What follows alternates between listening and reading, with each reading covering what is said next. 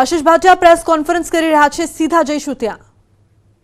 Crime rate છે 2021ના વર્ષના અને રાષ્ટ્રના જે આંકડા છે એ 7.4 છે, એટલે રાષ્ટ્રના આંકડાના કમ્પેરિઝનમાં ગુજરાત રાજ્યના આંકડા ખૂબ ઓછા છે અને કુલ 36 રાજ્યોની સરખામણીમાં ગુજરાતનું જે નંબર છે એ 28મા નંબર ઉપર અપહરણના કિસ્સામાં આવે છે અને એની અંદર પણ ગુજરાતમાં 2018માં જે ક્રાઇમ રેટ હતું એ 3 હતું, જે ઘટીને 2021માં 2.3 થઈ ગયું છે।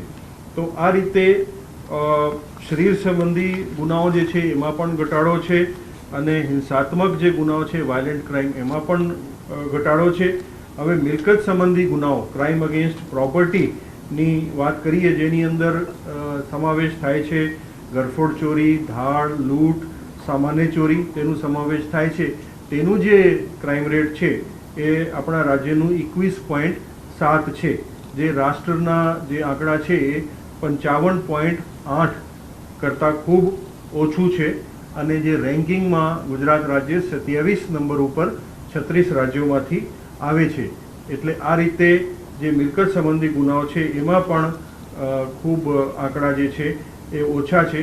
એમાં પણ છેલ્લા 5 વર્ષના આંકડા જોઈએ તો 2016ના વર્ષમાં આ જે આંકડા છે 36.8 હતા અને એ 36.8થી ઘટીને હવે 2021માં 21.7 થઈ ગયું છે, એટલે 15.1% ઘટાડો આની અંદર થયું છે। એમાં ખાસ કરીને ચોરી એટલે સામાન્ય ચોરી થેફ્ટ કેસીસની વાત કરીએ તો 15.2% જે છે એ રેટ છે અને રાષ્ટ્રનું જે રેટ છે એ 42.9% છે અને એની અંદર પણ 36 રાજ્યોમાંથી ગુજરાત રાજ્યના 27 નંબર ઉપર આવે છે।